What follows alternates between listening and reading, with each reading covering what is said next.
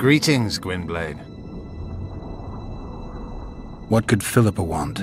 Why does she care about Vergen being free, independent? Like all sorceresses, she likes to dabble in politics. Not one of them would hesitate to sacrifice another life if it furthered their goals. Quite a one-sided opinion. All? None? Life's rather colorful. It's not all black and white. Shades of grey, I think. I have no illusions about mages. You know the fate which the Queen of the Valley of Flowers reserved for the Elven youth. Enid Anglina, known also as Francesca Finderbear, another sorceress.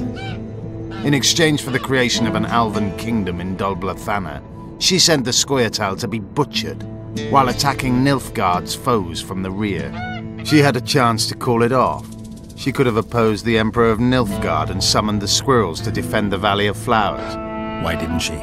In the name of a higher purpose. It's what the Emperor wanted. That's why we became bandits after the war. That's why elves are dying, our young murdered by the likes of Roach.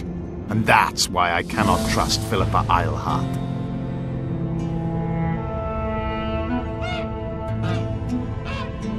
Tell me about this Dwan for whom the Scoia'tael are ready to do battle. Saskia. She's no Dwan. Certainly not like the others. You've seen her. I doubt I need to explain. She's fighting for a Pontar Valley for dwarves, elves, and humans alike. I thought you despised humans. I may only be a warrior, but I'm no fool. This is the best we can hope for now, and it's better than the Valley of Flowers. Have you ever been to the Valley of Flowers? Dol Blathanna is nothing more than a vassal state of the Nilfgaardian Emperor. They call it the land of free elves, but the Scoia'tael are not welcome. It's another in a string of painful lessons. But a free Pontar Valley could change that. It's been 5 years since the kingdom was established in Dol Blathanna. Over 2,000 elves have settled there. Do you know how many children they've produced? A dozen or so. It's no longer the Valley of Flowers. It's the Valley of Sterile Elders. I'd love to see you tell Francesca that. I once met another Scoia'tael leader. Yaevinn. I knew him. He had beautiful dreams and desperately wanted me to share them. Asked the same of you, I heard. You know a lot about me. I try to know as much as I can. About everyone. I'm a witcher. I remain neutral. I didn't take his side. Perhaps that is the correct attitude. Let things run their course. It's worse if we then wonder what could have been had we acted differently.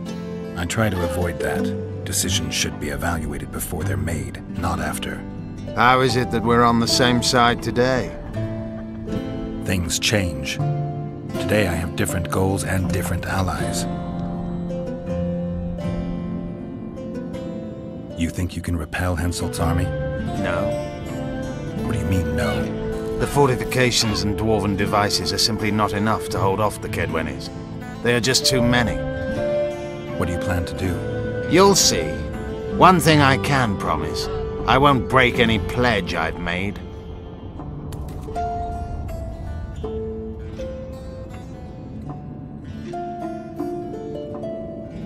Anything new about Letho? No, but I wager he's somewhere on the other side of the fog. I can feel it. You haven't had a chance to explain yourself. Your alliance with Letho. This is a good time. I suppose I owe it to you, Geralt. I don't know who they are exactly, nor who they're working for. I met Letho 2 months ago.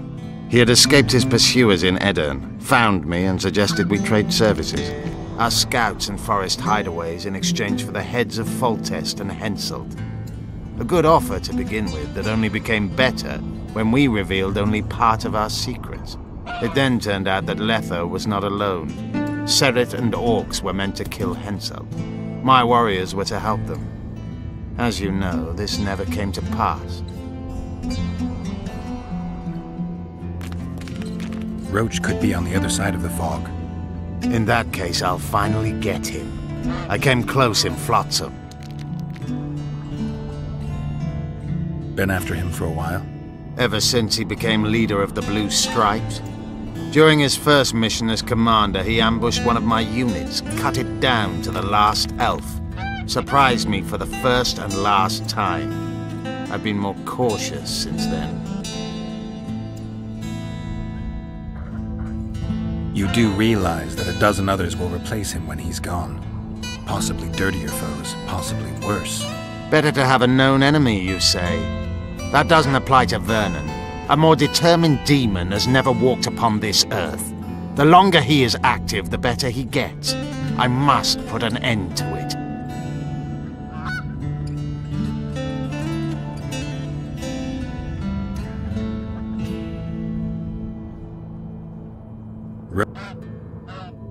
Are units like the Blue Stripes common? The Blue Stripes are uncommon, let me assure you. Efficient, ruthless, and well-led, they're your version of the Scoia'tael. But you're right, there are other units. Each kingdom has a few of them, smaller or larger. They were a reaction to our operations behind the lines during the wars with Nilfgaard. These units recruit only those who have nothing left to lose. They're persuaded it's all for a greater good and a spoon-fed dreams of revenge for the death of their loved ones. They gradually lose any vestige of humanity, kill when ordered to without hesitation. Of course, the same happens to regular soldiers, only these special units actually enjoy hunting elves. You're a lot alike, your Scoia'tael and them. You've turned into the same killing machines. Said a witcher. Precisely why I know what I'm talking about. I've been stripped of the capacity to experience pleasure from killing. When they made me, someone knew what they were doing. I doubt anyone knows these days. But thank you for your harsh words. They say the truth heals. Many a poison can cure, provided the dose is small enough.